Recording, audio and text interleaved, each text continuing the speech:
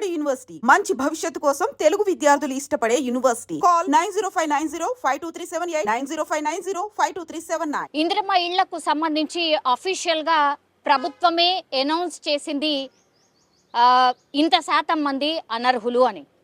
ఎంత అంటే 100% జనాభాలో ఇప్పుడు దరఖాస్తు చేసుకున్న వాళ్ళది ఒక లెక్క ప్రకారం అయితే 100% మంది దరఖాస్తు చేసుకుంటే అందులో 53.3% మంది ఇందిరమ్మ ఇళ్లకు అనర్హులు.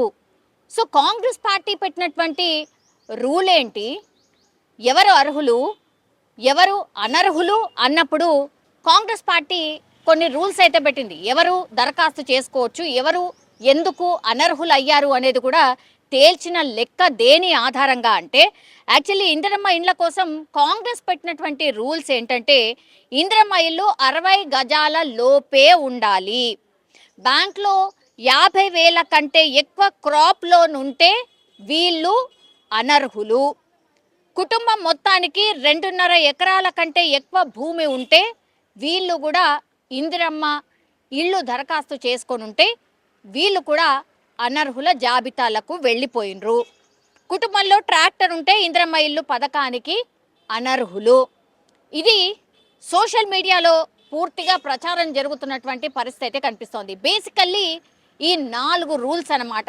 ఎందుకంటే ఇందిరమ్మ ఇళ్ల కోసం ఎవరైతే దరఖాస్తు చేసుకున్నారో వాళ్ళకి 5 లక్షలు డబ్బుల రూపంలో సర్కార్ ఇవ్వబోతోంది. నిజమైన అర్హులు ఎవరైతే ఉంటారో వాళ్ళకే ఖచ్చితంగా దక్కాల్సిందే. అట్లాగే ఈ మంత్ ఎండింగ్ అంటే ఈ నెల 30 తారీఖు లోపే ఈ అర్హుల జాబితాని ప్రకటించాలి. సో అందులో భాగంగానే ఇప్పుడు అర్హులెవరు అనర్హులెవరు అనేది సర్కార్ తేల్చింది. కాబట్టే అనర్హులు ఎంత పర్సెంట్ అంటే 53.3% మంది అనర్హులు. అంటే మనం లెక్కల ప్రకారం చూస్తే యాక్చువల్లీ ఇందిరమ్మ ఇళ్ల కోసం దరఖాస్తు చేసుకున్నటువంటి ఫామ్స్ ఎంత అంటే 77.18 లక్షల మంది ఇందిరమ్మ ఇల్లు కావాలని దరఖాస్తు చేసుకున్నారు. వీరిలో 41.15 అంటే 53% మంది అనర్హులు, 41.15 లక్షల మంది అనర్హులుగా తేల్చింది. అంటే సగంకి సగం అర్హులైనరు, సగంకి సగం అనర్హులైనరు. అనర్హులు ఎట్లా అయినరు అంటే నేను ఇంతకుముందు చెప్పినట్టుగా ఇందిరమ్మ ఇల్లు 60 గజాల లోపే ఉండాలి, బ్యాంకులో 50,000 కంటే ఎక్కువ క్రాప్ లోన్ ఉంటే అనర్హులు, కుటుంబం మొత్తానికి 2.5 ఎకరాల కంటే ఎక్కువ భూమి ఉంటే అనర్హులు, కుటుంబంలో ట్రాక్టర్ ఉంటే ఇందిరమ్మ ఇల్లు పథకానికి అనర్హులు. నిజంగా చెప్పాలంటే కూడా ప్రభుత్వం ఇవే బేసిక్ లైన్స్ తీసుకుంది. ఎందుకంటే ఒకవేళ నిజంగా ఇవన్నీ ఉంటే ఇందిరమ్మ ఇల్లు మీకేం అవసరం, మీకే స్తోమత ఉంటుంది కదా, మీరే కట్టుకోవచ్చు కదా. లేని వాళ్ళు అసలే ఏమీ లేదు, భూమి లేదు, అసలు ఏమీ లేదు, వాళ్ళు కట్టుకోవడానికి ఆస్కారం లేదు అన్నటువంటి వాళ్ళనే ఇప్పుడు అర్హులుగా ప్రకటించింది. నియోజకవర్గానికి 3,500 ఇళ్ళు ఖచ్చితంగా మేము ఇస్తాము, ఏడాదికి ఇంత మొత్తంగా కడుతూ వెళ్తాము అని ప్రభుత్వమే ప్రకటించింది. కాబట్టి దానికి సంబంధించి గ్రౌండ్ వర్క్ కూడా ఆల్రెడీ స్టార్ట్ చేసింది. ఇప్పుడు 30 తారీఖు డెడ్ లైన్ పెట్టుకుంది అర్హులెవరు అనర్హులెవరు అని. ఇప్పుడు మీరు వెళ్ళి సైట్లోకి వెళ్ళి చెక్ చేసుకోవచ్చు ఎవరు అర్హులు ఎవరు అనర్హులు అని.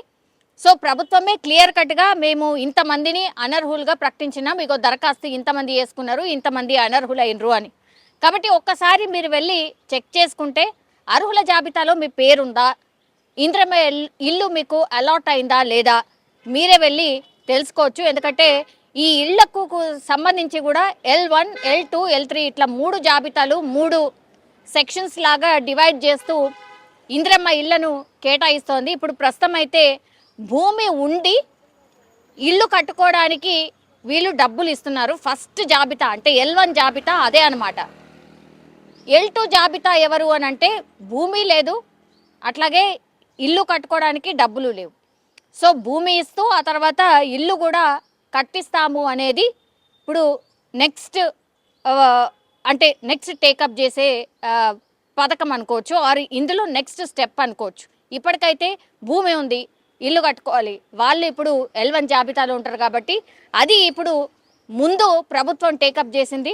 సో అందులో భాగంగానే ఇగో వీళ్ళు అనర్హులు వీళ్ళు అర్హులు అని ప్రభుత్వం అనౌన్స్ చేసిన పరిస్థితి. సో మీరు వెళ్ళి గవర్నమెంట్ వెబ్సైట్లో కూడా హౌసింగ్ బోర్డ్కి సంబంధించిన గవర్నమెంట్ ఇందిరమ్మ ఇళ్లకు సంబంధించిన ఈ వెబ్సైట్ ఏదైతే ఉందో దాంట్లో వెళ్ళి మీరు మీ మీ పేరుందా లేదా, ఆ జాబితాలో మీ పేరుందా లేదా, అప్లికేషన్లో మీరు ఏదైతే ఇన్ఫర్మేషన్ ఉందో అదంతా కూడా క్రాస్ చెక్ గ్రౌండ్ లెవెల్లో చేసుకున్న తర్వాతనే ఆ అర్హుల లిస్ట్ని ప్రిపేర్ చేసిండ్రు. కాబట్టి మీరు ఒకవేళ ఈ లిస్ట్లో పేరు మీది లేకపోతే గనక ఎందుకు లేదు ఏంటి అనేది కూడా మీరు వెళ్ళి డైరెక్ట్గా అడిగే ఆస్కారం కూడా ఉంది. ఇది కంటిన్యూషన్ ప్రాసెస్ అని గవర్నమెంట్ చెప్తున్న పరిస్థితి అయితే కనిపిస్తోంది. ఇప్పుడు ఇందిరమ్మ ఇళ్లకు సంబంధించి అర్హుల లిస్ట్ వచ్చింది. మీరు కూడా వెళ్ళి ఆ లిస్ట్లో మీ పేరుందా లేదా అనేది తెలుసుకోవచ్చు.